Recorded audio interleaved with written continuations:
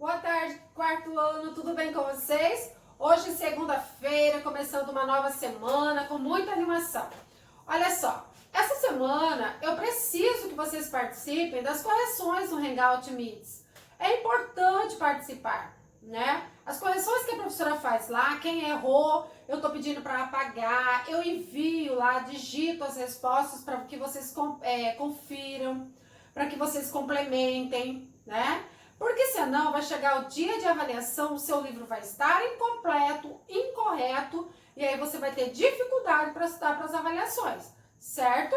Outra situação é a participação de vocês, né? Essa participação, ela é pontuada, e eu tô sentindo falta de alunos lá na aula, na hora do Hangouts. E é importante assistir estes vídeos que eu coloco aqui, para que você possa começar a desenvolver seus exercícios sabendo o que vai fazer, porque a professora explica aqui, né?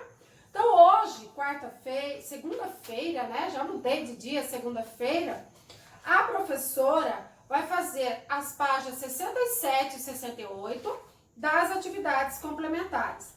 Para que eu possa fazer a página 67, eu preciso realizar a leitura de fruição, que é aquela leitura que só eu tenho, né? Que vocês ouçam, internalizem, para que depois vocês possam realizar as interpretações. Quem não entende, volta o vídeo, já falei, escute de novo para poder fazer, certo? Então, eu vou fazer aqui, ó, a leitura de leite, a leitura de fruição, a queda da casa de Uber, né? Usher, a queda da casa de Usher. Estive o dia inteiro viajando a cavalo sobre um céu de nuvens tempestuosas. Ao cair a noite, por fim, tive diante de mim a silhueta da casa do Usher. Ao vê-la pela primeira vez, tive uma sensação deprimente.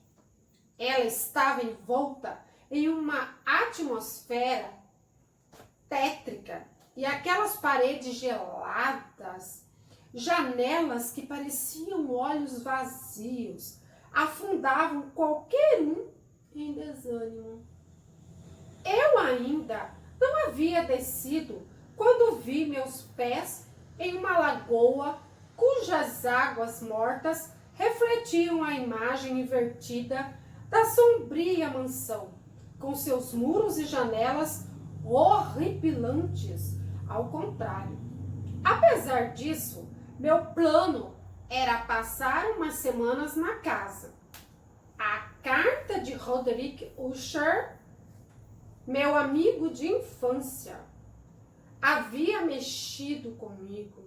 Suas palavras soavam como um grito desesperado ao me pedir que lhe visitasse e contavam que sofriam de uma doença terrível. A família de Usher, agora em desgraça, havia sido muito renomada em sua época.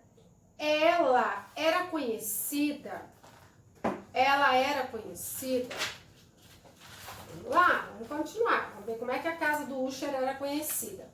A família era conhecida por ter pouca relação com os demais e também gozava de uma sensibilidade muito especial que havia dado à família alguns bons artistas. Fui a cavalo até a entrada, onde um criado veio me receber. Fixei o olhar na rachadura que havia na fachada, do telhado até o chão, e me pareceu que desenhava uma expressão desagradável na entrada da mansão. Segui o criado por corredores longos e labirínticos, até chegarmos à sala onde se encontrava o dono da casa. Eram corredores tristes e escuros que reforçaram minhas primeiras sensações. De fato, toda a casa estava impregnada por uma repulsiva e mal cheirosa decadência. A sala era ampla e de teto muito alto. Só os móveis próximos às janelas ficavam iluminados. O resto se escondia em uma insalubre penumbra. Quando entrei, Roderick Usher se levantou. Parecia fazer um gigantesco esforço para sair flutuando do seu poço de tristeza. Mal pôde reconhecê-lo. Ele tinha os lábios muito finos e a cara muito pálida, com um cabelo tão ralo que parecia uma teia de aranha. Só o brilho dos seus olhos deixava entrever que havia alma naquele homem. Um curioso nervosismo envolvia suas palavras e seus gestos. Ele me falou da vontade que tinha de me ver e do mal que o consumia. Referiu-se uma sensibilidade exagerada a uma estranha agudeza dos sentidos. Para ele, a luz havia se tornado algo insuportável aos olhos. Todos os ruídos o molestavam. E dizia que os tecidos tocavam sua pele como se fossem monstros. Eu o ouvi molestado pela demência e pelo medo. Vou morrer disso, amigo, cedo ou tarde. A vida e a razão me abandonaram ao mesmo tempo.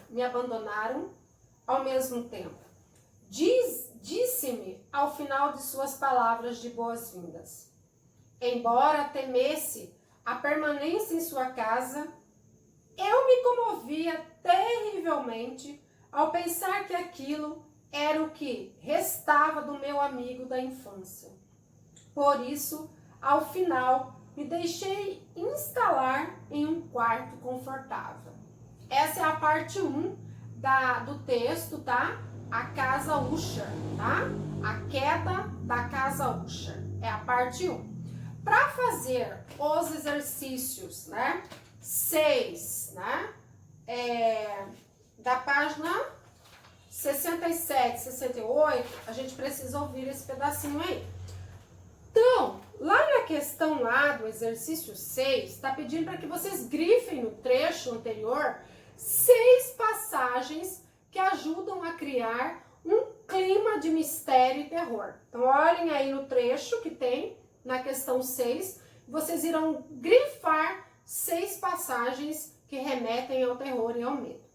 Na letra B, vocês irão fazer 5 verbos que comprove que ele narra uma história que aconteceu no passado. Vocês vão copiar do texto 5 verbos que comprovem que ele narra uma história que aconteceu no passado.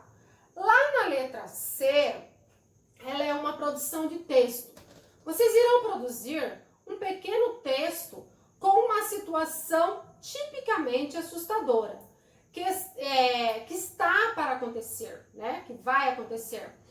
Lógico, é um texto de terror, então vocês provocarão medo e terror nos leitores. Vocês já aprenderam isso, provocar medo. Pode até usar algumas palavras que foram citadas aqui nesse trecho da número 6, a queda da casa de Usher. Pode usar algumas palavras que remetem terror, medo, pode buscar aqui, tá? Na questão 7, da página 68, através da casa de Usher, né, essa parte 1 que eu li, vocês sublinharão os trechos do texto em que o autor buscou provocar alguma atenção ou medo na leitura, tá? A questão da letra B, né? Vocês irão preencher o quadro com palavras que apresentem as mesmas letras grifadas nos modelos. Por exemplo, fazia, havia, começa com H, né? Atenção! As palavras deverão ter o mesmo som do que as palavras que estão grifadas aí, ok? E para encerrar, a letra C, você vai criar uma narrativa. Sigam aí o roteiro que está pedindo, o roteiro de produção, e cria uma versão, primeiro, uma versão oral da narrativa, né? Antes do registro escrito. Então você vai iniciar a narrativa com marcas, né? Marcas típicas da história de terror, né? Suspense, palavras horripilantes, né? Para depois vocês surpreenderem no leitor. Vocês irão surpreender esse leitor como? Vocês irão apresentar um fantasma chorão e medroso, tá? E após terminar a escrita do texto, releiam o texto, confiram a grafia das palavras. Tem dúvida? Busca no dicionário. Hoje a nossa aula se encerra aqui, mas daqui a pouco nós temos aula para correção no Hangout Split. Eu conto com a presença de todos lá, ok? E eu gostaria também de pedir que vocês leiam esses livros que estão sendo indicados pela professora aí na plataforma Plural. Ó, beijo, fiquem com Deus, até quarta.